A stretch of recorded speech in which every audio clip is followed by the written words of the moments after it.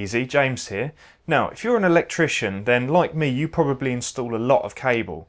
Now, most of the cable that you install is probably going to be this stuff. Now, this is called twin and CPC cable, more commonly referred to as twin and earth, or sometimes in the trade, just simply T&E. Now, to fix this stuff on, we use these things. Now, these are called flat twin and earth cable clips, and they come in a variety of sizes to suit the cable that you're trying to fix. Now, these things are fantastic if you're trying to fix cable to, say, a ceiling joist or a floor joist or a stud wall or even breeze block and other types of yellow soft brick. But if you're trying to fix a cable to a wall like this, this is a solid brick wall, and these are extra kiln-fired engineering bricks.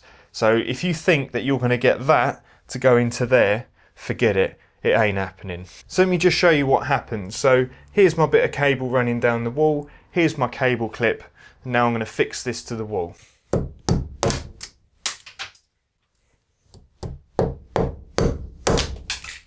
And this is what happens almost every single time, and it ends up blowing the brickwork out, and it generally just looks shit and very unprofessional.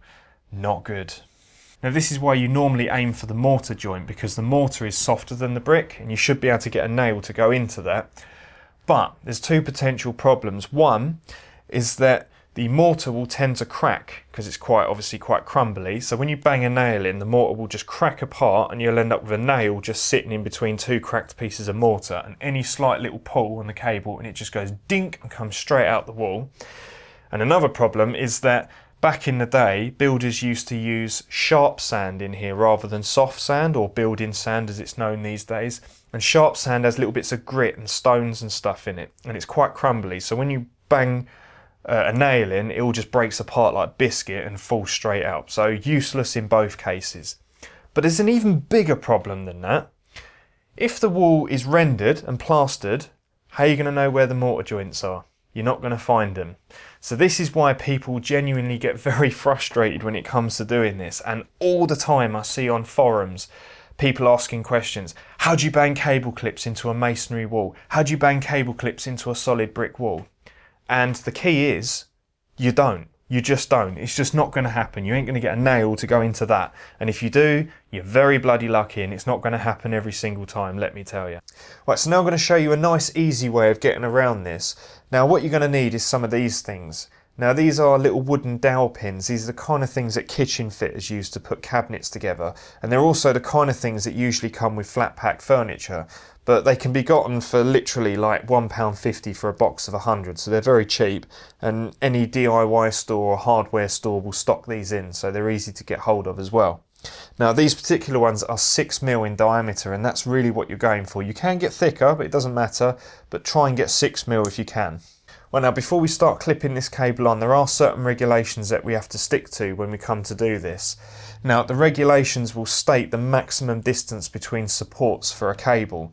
Now this is 2.5mm squared cable, and it has an overall diameter of 11mm. So if we look in the appropriate table on the on-site guide, we can see that a cable having a diameter of greater than 9mm and less than 15, for a vertical drop, the maximum spacing is 400mm between clips. Right, so I've made a pencil mark every 400mm along the cable's run. Now we're going to drill some holes in the wall. Now you need to make sure that you use a masonry bit that's a millimetre or two smaller than the diameter of your wooden dowels. So this is a 6mm dowel, so I'm going to use a 5mm drill bit. Right, we're going to go ahead and drill out on our pencil marks.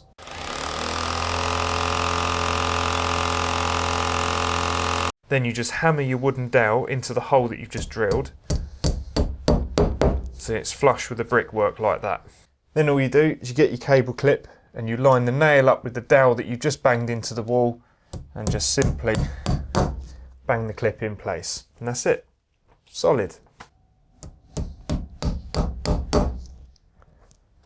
See? That is much easier. And then you don't end up blowing the wall out with the nail, or you don't end up hitting your thumb with the hammer because the cable clip's pinged off in that direction, and then your thumb is just an open target waiting for the hammerhead to smash it. done it plenty of times, trust me, it hurts and it's annoying. So this saves all the annoyance, but there's also another bonus, because if you ever want to take the cable clip out for whatever reason, you can just pull the cable clip out, and then if you need to replace it afterwards, you can simply just bang a new cable clip straight into the same dowel, just like that. So it's reusable as well. Well, now one quick thing to bear in mind, if you're clipping outside on an external wall, then wooden dowels probably aren't going to be the best option, because if these things are exposed to moisture constantly, they're going to rot and then your cables are going to fall off the wall. But thankfully, they also do these in plastic. So if you're doing this outside, for example, you know, a telephone wire or a coax cable from a satellite dish, use the plastic ones and you should be good to go. But indoors, you can go ahead and use the wooden ones. So there you go, just a quick tip. Hopefully that's helpful. And I know some of the older guys are probably sitting there going, "You just bang it into the mortar bed." But, you know, if it's a rendered wall, you can't see the mortar beds, can you?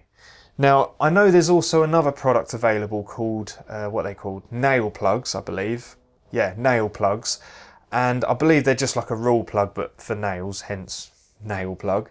The only trouble is these things are probably quite hard to find. I've not seen them, and most of the wholesalers that I go to don't stock them. So these things are probably easier if you want to actually be able to find them. I mean, these things, you can get these anywhere. I'm sure your bloody local supermarket probably sells these things. So if you want something that's a bit easier to get hold of, just use these. But, you know, you use whatever you use. This is just a quick tip. You take from it what you wish. So there you go. I hope this video has been a help. If you've got any questions, maybe you have, bung them in the comments section below, and don't forget to like the video, give it a thumbs up if you like it, and feel free to subscribe wherever the button is. Don't know, I'm gonna put up some more videos like this, a few useful tips. Hopefully I can pass them on to you and help somebody out. So there you go, thank you for watching, nice one.